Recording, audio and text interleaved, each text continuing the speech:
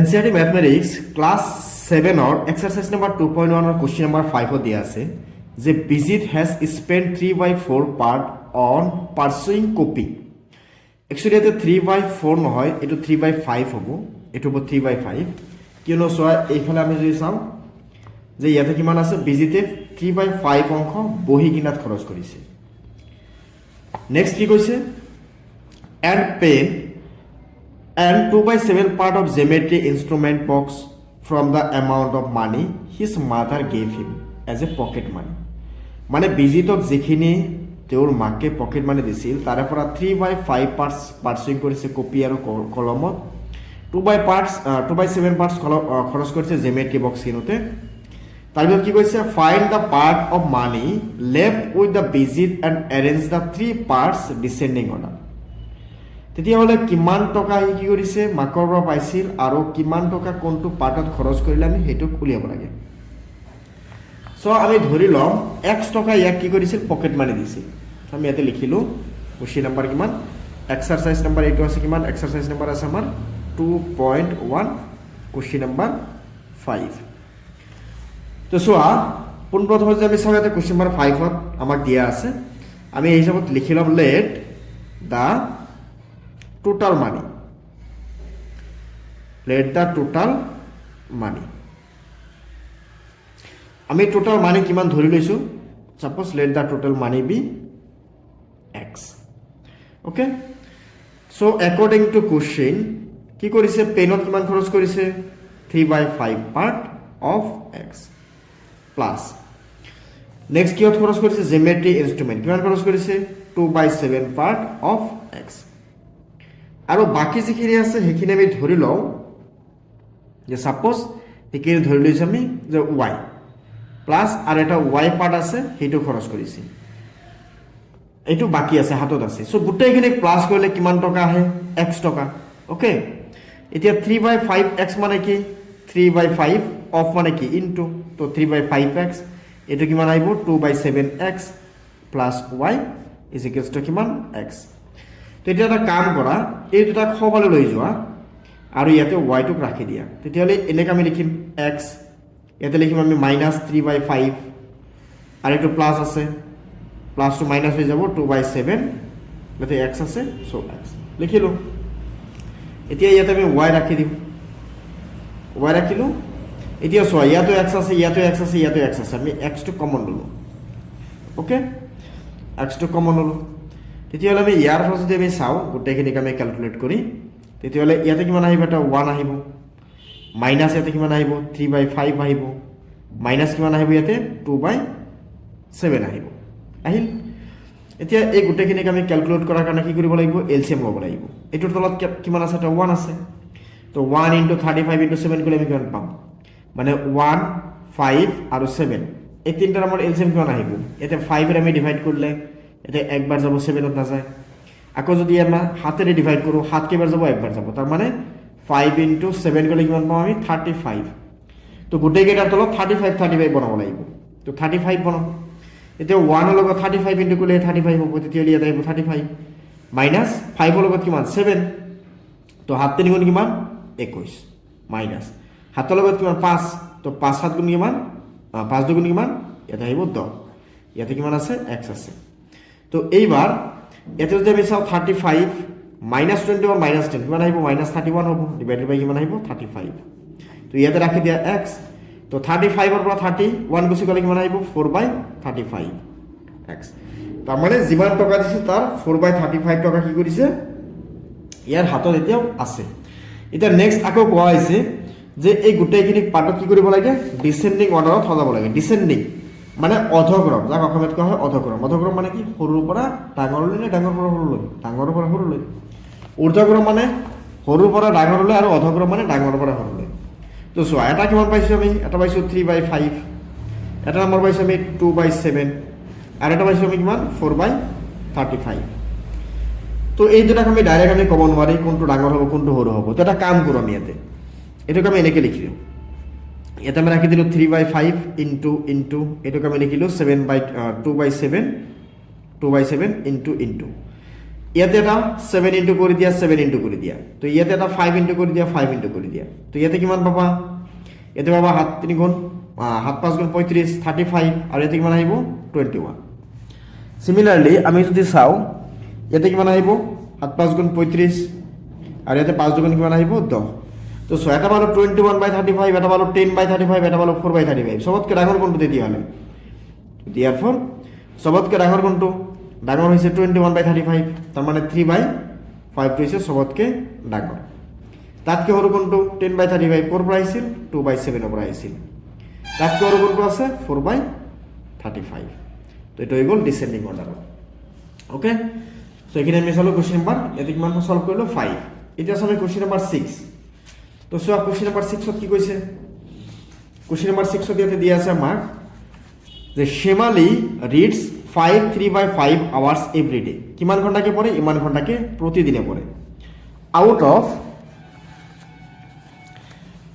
Of it she spend 2/5 parts in studying mathematics 2/5 part কি করে maths পড়ে ইয়ার পড়া আর ইংলিশ পড়ে 1/6 part in science and rest of the study other subject মানে ইয়ার পর 2/5 পার্ট কি করে ম্যাথমেটিক্স অ্যান্ড ইংলিশ পড়ে আর 1/6 পার্ট সায়েন্স অ্যান্ড বাকি সাবজেক্ট পড়ে find out the her different study time and arrange the ascending order তো এই কিমান পঢ়িছে সেইখিনি বস্তু উলিয়াব লাগে আৰু লগতে এসেন্ডিং অৰ্ডাৰত সজাব লাগে এসেন্ডিং মানে কি আগতে আছিল ডিসেন্ডিং এবাৰ আছে এসেন্ডিং মানে ডাঙৰ সৰুৰ পৰা ডাঙৰলৈ আমি এবাৰ সজাম এইটো তো চোৱা আমি ইয়াতে লিখি লওঁ কোশ্চেন নাম্বাৰ 6 তো question number 6 given first of them is how given total study time কিমান 5 3/4 parts so 5 3/4 হলে কিমান আহিব ইয়াতে 4 থাকিব ইয়াতে 5 4 গুণ কিমান 20 20 so ইয়াতে আহিব 20 প্লাস ইয়াতে কিমান আছে 3 তাৰ মানে কিমান 23 divided by 4 parts মানে ইমান সময় ইমান আৱাৰ পড়ে এতিয়া কি কৈছে maths and English maths and ইংলিশত কিমান কৈছে এই 23/4 ৰ 2/5 পাৰ্ট ম্যাথছ এন্ড ইংলিশ পড়ে তেতিয়ালে সো এটো 2 যাব ফৰত কিমান 2 টাইমস সো 5 দুগুণ কিমান আহিব 10 আৰু ইয়াতে কিমান আহিব 23 তো ইমানখিনি সময় কি কৰে ম্যাথছ এন্ড ইংলিশ পড়ে ওকে নেক্সট আমি যদি চাও আকৌ কি কৈছে সায়েন্স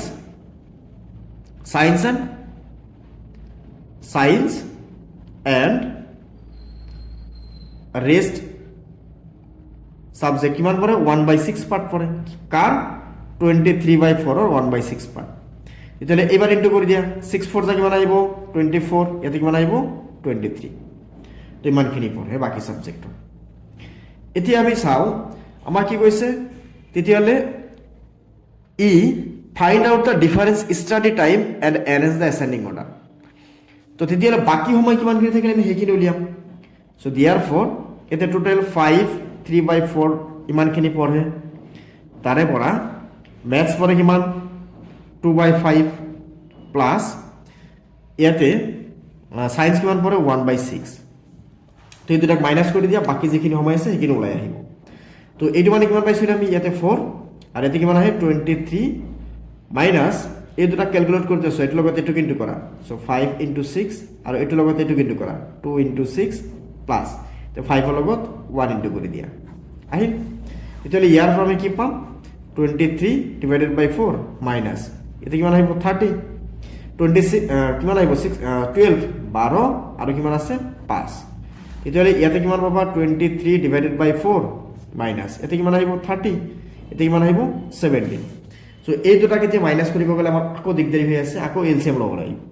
তো সোৱা 30 আৰু 4 ৰ এলসিএম কিমান আহিব 30 আৰু 4 এতে 2 যাব কিবাৰ 15 বাৰ 2 যাব 2 বাৰ আকো এতে 2 15 মাজত না যায় এতে 2 যাব কিবাৰ একবাৰ এতিয়া যদি আমি চাও আকো এতে 3 যাব কিবাৰ 5 বাৰ এতে 5 যাব কিবাৰ একবাৰ তার মানে 2 দুগুণ কিমান 4 4 3 গুণ কিমান 12 12 5 গুণ কিমান 60 তো 60 বনাব লাগিব 60 বনাব গ'লে 4 লগত কিমান পূৰণ কৰিবা সো ইয়াতে 23/4 ইয়াতে পূৰণ কৰি দিয়া 15 ইয়াতে ইনটু কৰি দিয়া 15 আৰু ইয়াতে 30 লগত কিমান ইনটু কৰিবা 2 ইয়াতে 17 লগত ইনটু কৰিব লাগিব কিমান 2 তো আহিলে এইখিনি তেতিয়াহ'লে এইখিনি পিছত যদি আমি চাওঁ ইয়াতে কিমান আহিব এইটো হৈ যাব 60 এইটো হৈ যাব 60 তো 60 ৰাখি দিয়া তো 15 ইনটু 23 তো 15 লগত যদি তুমি 23 ইনটু কৰা কিমান পাবা 5 3 গুণ 15 5 হাতত থাকিল 1 3 গুণ 3 আৰু 4 হৈ গ'ল 5 2 গুণ 10 আৰু হাতত থাকিল 1 2 গুণ 2 আৰু 3 তেতিয়াহ'লে ইয়াতে 5 ইয়াতে 4 ইয়াতে 3 তাৰ মানে কিমান আহিব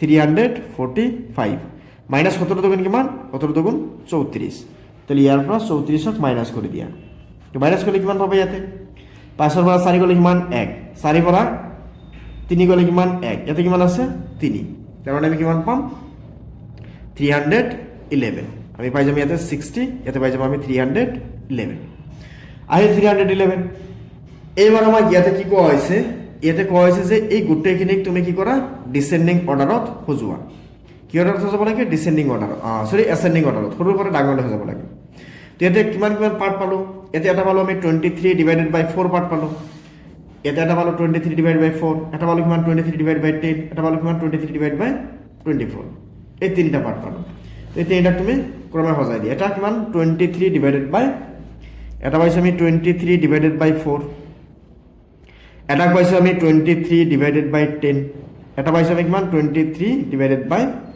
24 তুমি ডাইরেক্ট এটা অকমান কোতে দিগদার হয়েছে কোনটো ডাঙৰ কোনটো সৰু তেতিয়া আমাৰ নেক্সট কাম কি হ'ব সবকেটাৰ এলসিএম মানে লসাগু উলিয়াব লাগিব তো চোৱা ইয়াতে লিখি দিয়া 23 ডিভাইডেড বাই 10 ইয়াতে লিখি দিয়া 23 ডিভাইডেড বাই 24 এতিয়া আমি কি কৰিম 4 10 আৰু 24 এই তিনিটা লসাগু উলিয়াম এলসিএম উলিয়াম তো 4 10 24 তো চোৱা ইয়াতে আমি যদি চাওঁ তো 2 যাব কেইবাৰ 2 বাৰ 5 বাৰ 12 বাৰ আকৌ ইয়াতে 2 যাব কেইবাৰ 1 বাৰ 5ত না যায় 12ত যাব 6 বাৰ তো আকৌ 2 যাব কেইবাৰ এতে 1 বাৰ 5ত না যায় ইয়াতে 3 বাৰ তো গোটেইকেইটা পূৰণ কৰি দিয়া 3 দুগুণ কিমান 2 দুগুণ কিমান 4 4 দুগুণে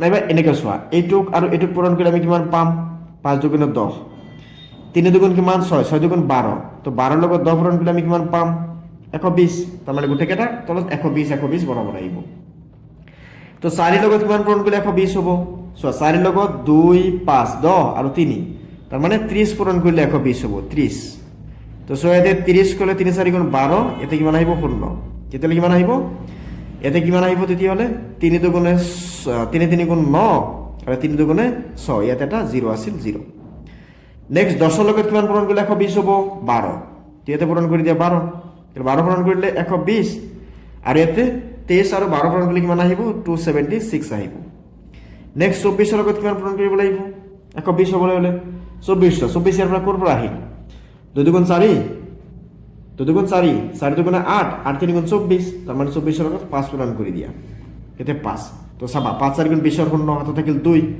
5 দুগুণ 10 আৰু 2 12 আৰু এতে 3 5 গুণ 15 5 হাতত থাকিল 1 এতে 5 দুগুণ 10 আৰু 1 11 তো সবতকে ডাঙৰ কোনটো হ'ল সবতকে ডাঙৰ কোনটো হ'ব যাৰ কি আছে সবতকে বেছি ওপৰে যেটো ভ্যালু আছে মানে নিউমাৰেটৰ বা যাৰ লগটো সবতকে বেছি আছে হি ডাঙৰ তো ই সবতকে ডাঙৰ দ্বিতীয় নম্বৰত এইটো আৰু তৃতীয় নম্বৰত এইটো হৈ গ'ল এতিয়া আমি কোৱেশ্চন নম্বৰ 7 কোৱেশ্চন নম্বৰ 7ত কি আছে কোৱেশ্চন নম্বৰ 7ত চাবা এটি কৈছে in a school competition of middle reading Utpal complete 5/6 part of the allotted portion in 3 minutes মানে এটা স্কুলত কম্পিটিশন পাতিছে বা প্ৰতিযোগিতা পাতিছে কি কৰিব লাগে পেজ পঢ়িব লাগে মানে প্যাৰাগ্ৰাফ পঢ়িব লাগে ইয়াৰ পৰা কি কৰিছে ইয়াৰ পৰা উৎপলে পঢ়িছে 5/6 পাৰ্ট 3 মিনিটৰ ভিতৰত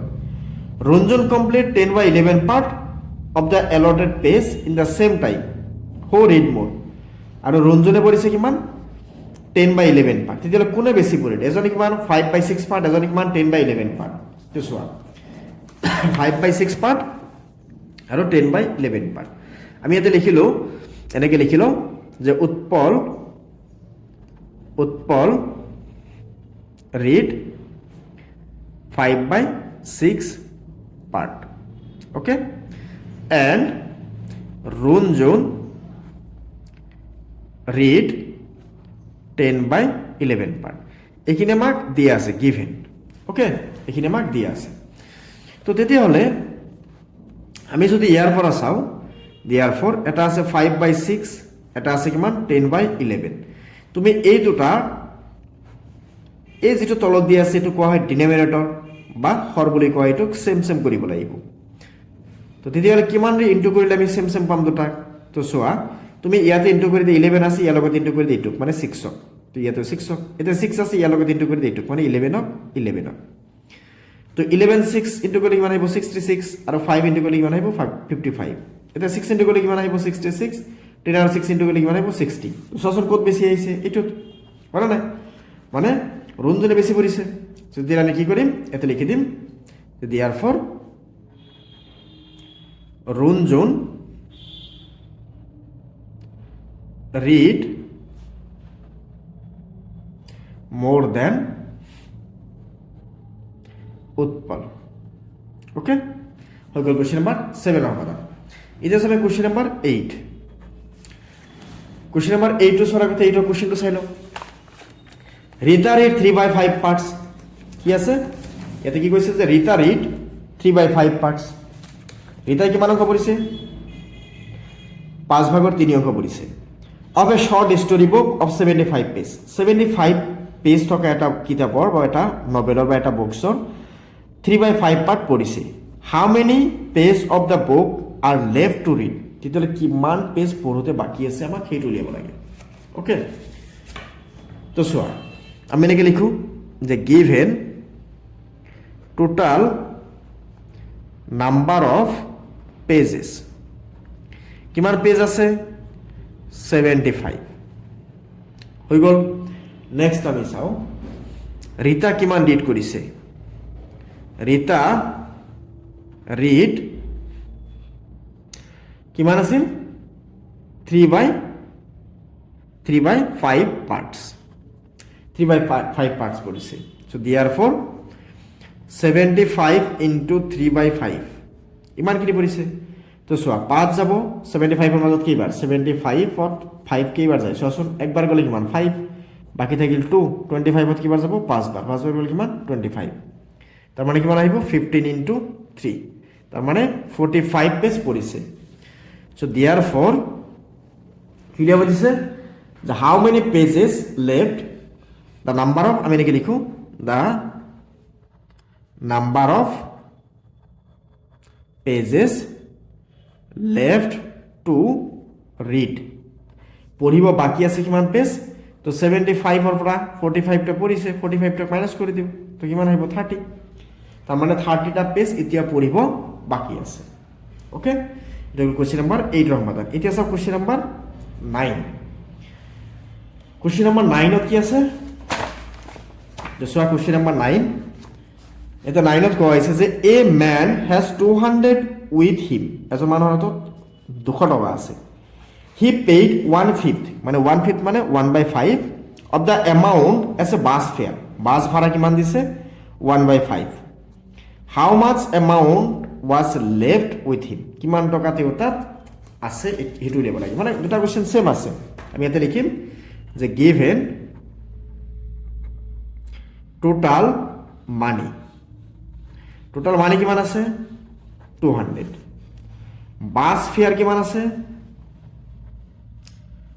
1/5 অফ 200। 200 টকাৰ 1/5 পাৰ্ট। তেতিয়াহ'লে 1/5 বা 1/5 ইনটু 200। 5 যাব এতিয়া কিবাৰ? 4 বাৰ। এতিয়া কিমান আছে? 0। 4 40ৰ লগত পূৰণ কৰিলে কিমান আহিব? 40। তাৰমানে 40 টকাই বাছ ভাড়া দিছে। So' there for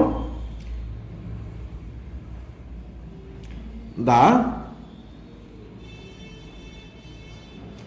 rest of money. কিমান টকা বাকী আছে? তেতিয়াহ'লে ইয়াৰ হাতত আছে 200 টকাৰ পৰা যদি আমি 40 টকা বাদ দিওঁ কিমান পাম? 160 ৰুপিজ। 160 ৰুপিজ মানুহজনৰ হাতত আছে। তো আমি কুৱেশ্যন নম্বৰ 9 সলভ কৰিলোঁ। ঠিক আছে, তো আমি এটা কাম কৰোঁ, পৰৱৰ্তী ভিডিঅ'ত কুৱেশ্যন নম্বৰ 10ৰ পৰা আমি কুৱেশ্যন নম্বৰ 13 লৈকে আলোচনা কৰি যাম। Thank U.